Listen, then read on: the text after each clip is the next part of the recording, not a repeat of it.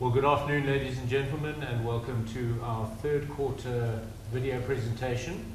As usual, I'm joined here by Mark Learmonth, CFO, and Donna Roots, COO, and we have the pleasure of running you through our quarter three results. Mark will run through the financial aspects of the results for you, and Donna will then give us an update on the project, the Central Shaft project of the mine, and the general mining update. All in all, Blanket had another very good quarter from a tonnage perspective, a record high. Gold production was quite significantly higher than comparable quarters. And as we've said in the past, our road to achieving 50,000 ounces in 2016 was not a linear effort, so each quarter has required an increase over the previous quarter, and we're very pleased to be able to announce that has taken place, and we are now in the final straight heading towards the year end. We did issue the revised guidance earlier on in the month, but the most important thing is that our expectation of achieving our target of roughly 50,000 ounces is still on track, and we are very, very proud of that aspect. So without delaying, let me hand over to Mark and let him start running us through the actual numbers. So once again, thank you for joining us. Thank you, Steve. I'm going to talk through a presentation which is already on our website, the Q3 2016 results overview. Before I go into it, I would draw your attention to the disclaimer on page 2, particularly insofar as it relates to forward-looking statements. Right, turning to page 3 of the presentation, what you see there is an overview of the profit and loss account, comparing the 3 months and the 9 months to September 30. And just the highlights from this, clearly revenue in the quarter is about 45% up on the corresponding quarter, and that reflects the increased gold production, increased gold sales, and the higher realized gold price. The royalty stays the same at 5%. Production costs have increased by about 17%, and G&A has also increased by about 17%. A little bit more on those later on. So that means that at the EBITDA level, EBITDA for the quarter was about 5.7 million. That's about 185% higher than the 2 million in the corresponding quarter. So at the mine level, as Steve said, the mine level, the performance is very strong. Where the earnings were somewhat disappointing is below the mine level. And the key item there really is the cash settled share-based expense charge in the quarter of $0.5 million or $700,000 year to date. And that is driven by the long-term incentive plan, which we put in place earlier in 2016. It's a cash settled plan. So about 5 key management are incentivized by this plan.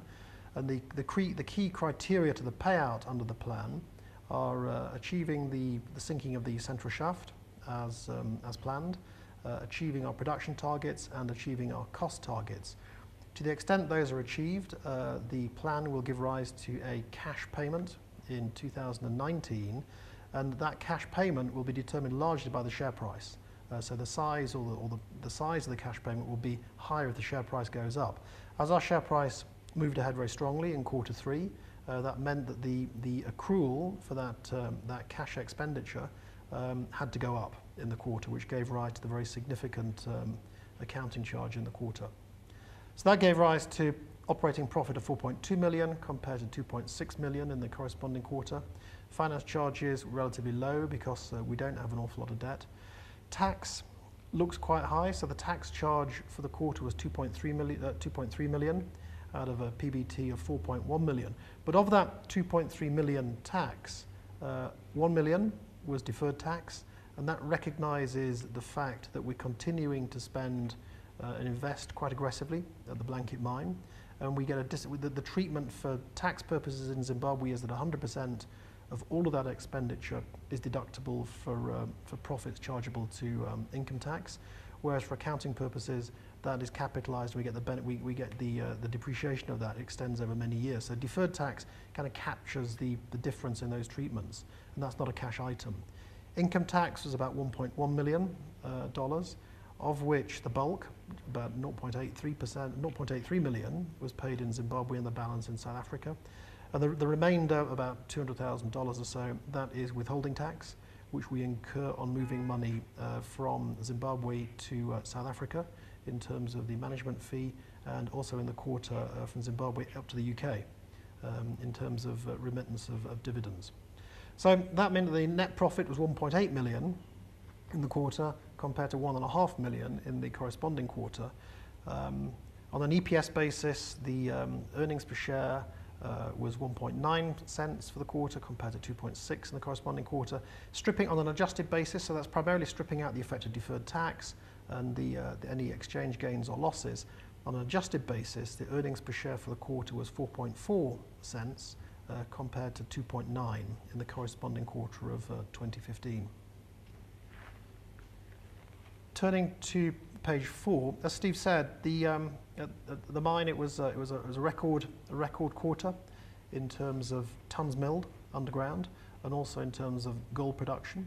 So tons milled in the quarter was 133,000 tons, significantly higher than any previous quarter, and that reflects the success of the investments we've made in the underground infrastructure over previous years. The grade 3.36 was largely as expected. Recovery was also as expected, and so that gave rise to gold production of just over 13,400 ounces, which was a record for the mine. Average realized gold price was $1,313 an ounce, compared to just over $1,100 an ounce for the corresponding quarter. Just moving on to just a bit more about gold production, just on page 6, what you see there is the usual two graphs that we show. So the top graph, that shows the production in terms of ounces. The bottom graph breaks that down, and so you can see the tons milled, the grade, and the recovery. And that just reinforces what I've already said. So quarterly production of the quarter was a record, and you can see quite clearly from the bottom graph that the bars, just how much we have actually increased the tonnage throughput. And at the moment, we're pretty much operating on a tons per day basis as we would need to be in 2021 to achieve the target production rate of about 80,000 ounces a year. So what needs to happen between now and then is a slight increase in tonnage, perhaps 100 tons a day, 150 tons a day, but more significantly an increase in the grade from where we are at the moment, which in this quarter is about 3.3 grams a ton, up towards 4 grams a ton by 2021. Turning to page 7, a little bit more on production costs. So the on-mine cost in the quarter was $643 an ounce compared to just over $700 an ounce in the comparable quarter. All-in sustaining cost also fell from just over $1,000 an ounce to approximately $950 an ounce. On a cost per ton mill basis, the cost per ton mill fell from $71 a ton to $68, which is good. It's moving in the right direction. But given the very high fixed cost base, I would have expected that to have fallen by slightly more than it did do. And one of the main reasons why it didn't fall as sharply as we expected is the strengthening of the South African rand against the US dollar. A significant component of the input costs to the mine are denominated in rands. The rand has strengthened by approximately 10 to 11% between quarter 1 2016 and quarter 3 2016, and that took the edge off the reduction in the cost per ton milled. Turning to slide number 8 in G&A. In headline terms, the total G&A cost for the 9 months to the end of September was about $5.2 million, which is about 1% higher than in the first 9 months of 2015, when it was also about $5.2 million. But within that, you can see some quite significant movements. First of all, we no longer incur the Zambian holding costs. So you can see in 2015 there was about $760,000 of holding costs in Zambia, which we no longer incur, having exited Zambia early this year. Employee costs remain broadly stable at about $1.7 million. But where we have spent a lot of money in the course of 2016 is on non-recurring fees, professional fees and consulting fees associated with corporate activity. You recall earlier on this year, we relocated the business from Canada to Jersey, primarily so that we no longer, our dividend, the Caledonia dividend, no longer incurs Canadian withholding tax, but also to simplify the group tax structure, which will see benefits in future years. That, in conjunction with some reviews that we undertook of potential new investments, gave rise to a very significant increase in professional consulting fees, legal fees and disbursements, and accounting service fees. So in total, for the first 9 months of 2016, those three lines account for about $1.6 million, whereas in the comparable 9 months of 2015, that was about $700,000. So it's a very significant increase there, and it's not something we'd expect to incur every quarter as we move forwards. Turning to page 9, the earnings per share. This is adjusted earnings per share. So it strips out forex gains, deferred tax. Also in quarter 2, it strips out the one-off gain on the sale of the treasury bonds. So we did 4.4 cents in the third quarter of 2016, compared to 6.1 in the second quarter of 2016.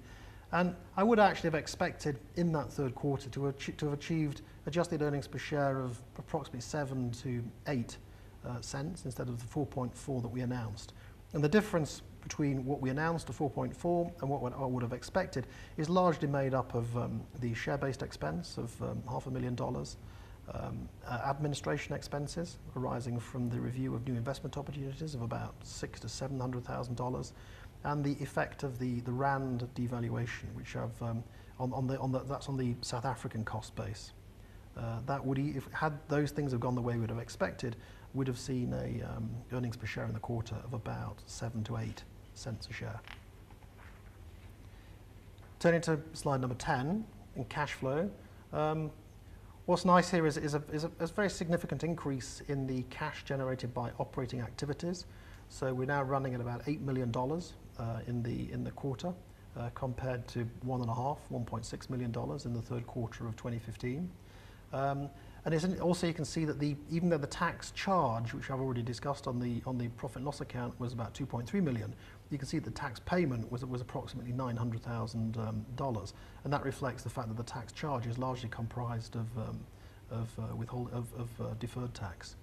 We continue to invest heavily in the business, so we invested about $4.4 million in the quarter. I'd expect that rate to increase slightly in the fourth quarter of 2016.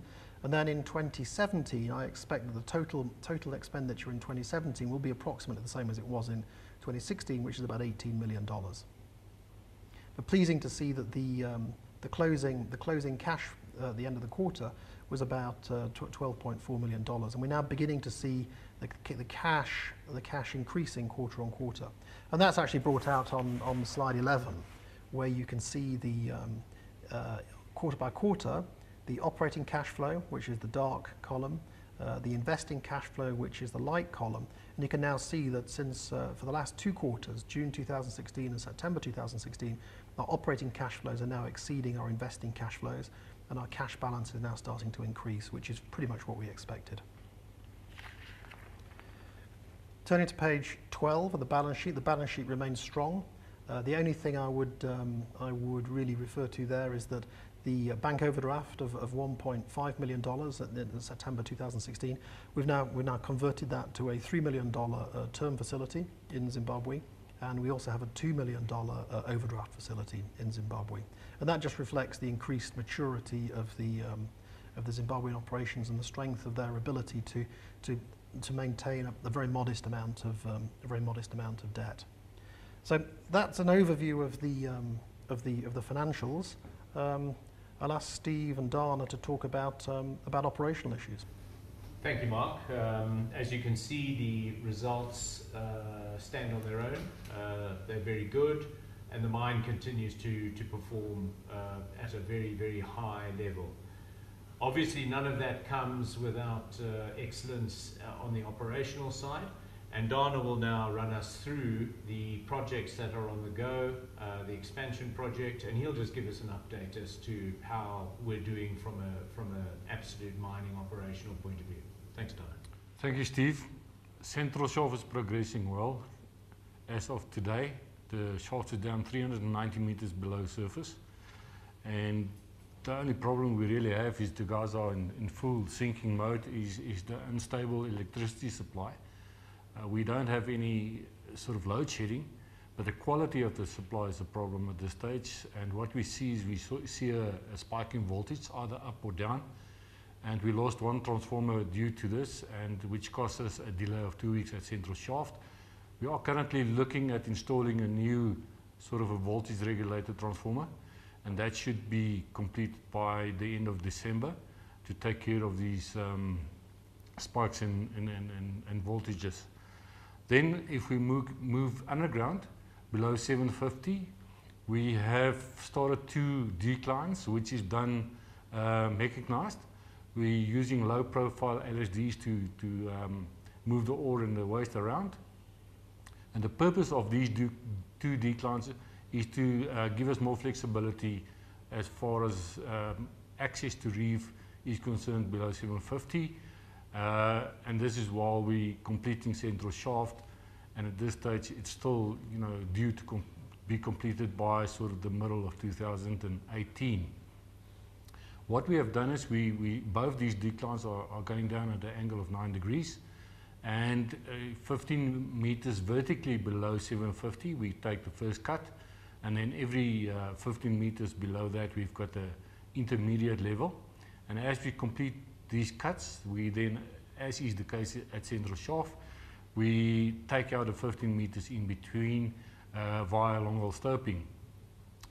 So the decline 1, which is below ourselves, is currently 785 meters below surface. That decline will go down actually to the next level, which is 120 meters below 750, which will then also be utilized as a ventilation shaft in the future. Decline 2, which is at Blanket ore body, has just commenced, and we should be on reef sort of early 2017 in January, and we will see extra production coming from that area. Reminding you that that is the 6 Winds area, and that we will then be mining from the bottom level, which is accessed via 6 Winds, as well as from the top via decline 2. The other good news is that we commissioned the new ball mill in the plant. Just a reminder again that as far as the milling capacity and the grinding capacity, that was the only part of the plant that wasn't up to full production sort of requirements. And with this installation, we are in a position now that we will be able to handle the tons required to produce the 80,000 ounces at full production. Then as far as metallurgical recoveries are concerned, we are in a position where our oxygen plant is not efficient, and that we see in our recoveries. And historically and up till now, our recovery is about 93%. The upside potential is to increase this to 94% with the new oxygen plant. We are at the closing stages of negotiating a deal to install a new oxygen plant, and if all goes well, that will be installed by the middle of 2017, and test work shows that recovery should then go up to about 94%, and we will keep you updated on this. Well, thank you, Dana. As you can hear, there are multiple projects going on the mine at the moment, and the progression from our production rate of 42,000 ounces in 2015 to 50 this year, and then 60 next year, and ultimately 80,000 ounces by 2021 takes an enormous amount of planning and implementation. And you can hear that the mining is expanding, the logistics underground are being improved, the plant capacity is being improved, and at the end of the day, the Central Shaft will pull all of this together, whereby we can handle all of this material, we can move men more efficiently. So once again, it's a very exciting project. Obviously, the outcome of the increased volume continues to be the reduction of costs at Blanket. We've said it for many years that one of the benefits of Blanket is the high fixed cost component allows us to leverage off a fixed cost base that doesn't need to be improved or increased as production volumes go up. So we will expect that our average cost per ounce in cash terms during 2017, when we're expecting 60,000 ounces, should be in the region of $600 to $630 an ounce, which again is lower than where we are at the moment. And when we talk about all-in sustaining cost, we'll be expecting figures in the region of $810 to $850 an ounce. Currently, we're over $900 an ounce. All of that augurs well for cash generation, higher profitability, and value add for shareholders. We will continue to practice a conservative cash management program. We do have to continue to fund this project from internally generated revenue streams and cash generation. So we will continue to be conservative, but Blanket has reached a stage where the improvements in mining are all coming together, and that's why Blanket recommenced dividend payments in August of 2016, which will add to the coffers of Caledonia Mining, and that will ensure that Caledonia is in a position to continue its dividend to its shareholders. So all in all, we are looking forward to a good end to the 2016 year, and then, as ever, an immediate start-up into the new year, and we look forward to a 20% increase in gold production, moving from 50,000 ounces to approximately 60,000 ounces in 2017.